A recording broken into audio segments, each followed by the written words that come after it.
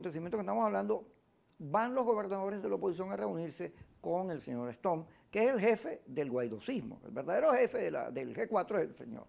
No porque lo diga yo, él cada rato lo dice. Él mismo lo declara de Colombia, da ruedas de prensa y da órdenes. Y los cuentos que yo tengo chiquitos, tú sabes, eso que le llegamos los periodistas, son más horribles de la relación que hay ahí. Entonces, empieza una polémica. Porque primero en medio de la guerra esta con el asunto de los rusos.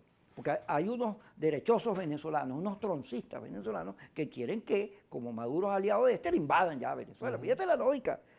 Tú estás cuestionando la invasión, pero quieres una invasión. Y tú lo acabas de decir, el señor Guaidó vivía pidiendo que nos invadieran. La polémica es eso, porque los gobernadores en la reunión le piden a Stone que las sanciones tengan límites, que eso no ha sido, le explican pues la posición que tienen ellos, además que la conversaron con Maduro, que no hay ningún gesto de deshonestidad en eso, porque yo creo que todo el país está convencido que las sanciones son malas, es más, todos lo hemos vivido, ese es el cuento el cuento que venía con la narrativa esa del cese de la usurpación, ¿ves? Pero la realidad es que esas sanciones han perjudicado al país, o en todo caso le sirven de excusa a Maduro para decir que las cosas no funcionan. Pero entonces comienza la polémica, vendido, traidores, no, tú, ¿qué opinas tú? Bueno, mira, nos ha hecho mucho daño a la oposición. Cuando hablo de la oposición, es todo el que no esté a favor del gobierno que tenemos. Todo el que no esté a favor del gobierno que tenemos es oposición.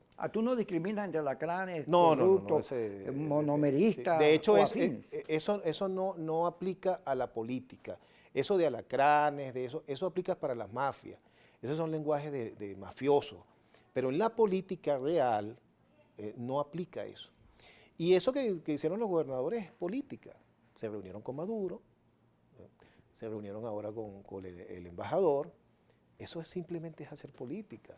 Y ese es el deber ser de la política. Cuando renunciamos a eso, que es hacer política, y entonces empezamos a inventar cosas como que, bueno, vamos a la ruta de la fuerza, vamos a pedir invasiones, vamos a solicitar a la Fuerza Armada que dé un golpe de Estado, vamos a hacer atentados, vamos a traer a grupos para que tomen el poder en Miraflores, Operación Gedeón.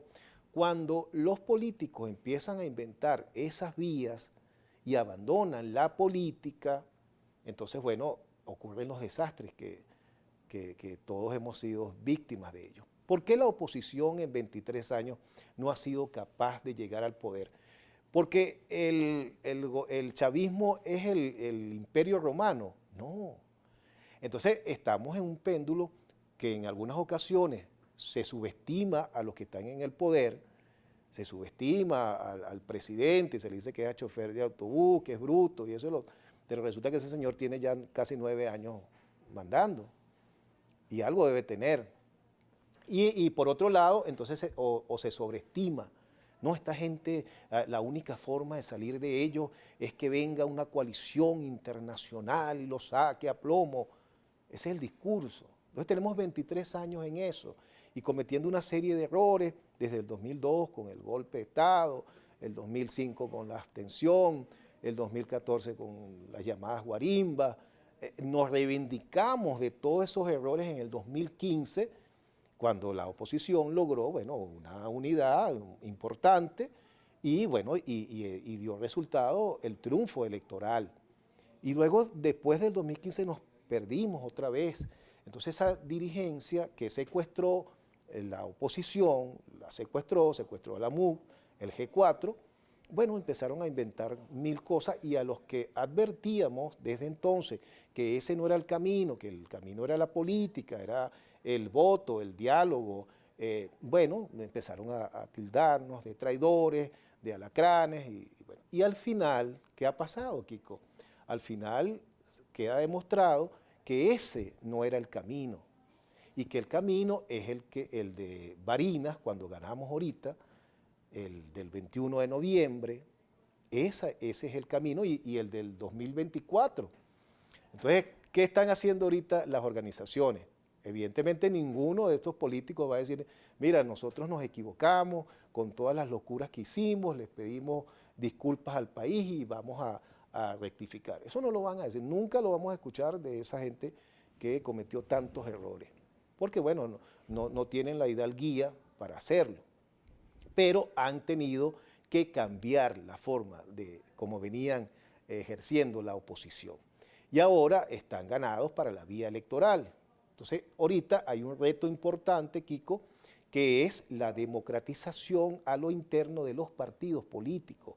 Y estamos viendo ahorita, bueno, situaciones internas en diferentes organizaciones, precisamente porque la militancia de base está reclamando que debe haber democracia interna dentro de las organizaciones. Eso de que este es mi partido, yo soy el dueño de este partido porque lo fundé y aquí se hace lo que yo digo, eso no debería ser. O sea, en el mundo moderno de hoy, las organizaciones políticas no deberían manejarse de esa manera. Deben hacerse primarias, deben hacerse elecciones. Todos los militantes de las organizaciones tienen que tener la posibilidad de votar para elegir a la representación de ese partido, a la junta directiva de ese partido. Entonces viven proclamando, estoy hablando de todos, no estoy hablando de nadie en especial, ojo, todos los partidos políticos, quizá la excepción sea el MAS, pero del resto, todos los partidos políticos aquí no practican lo que viven vociferando hacia afuera.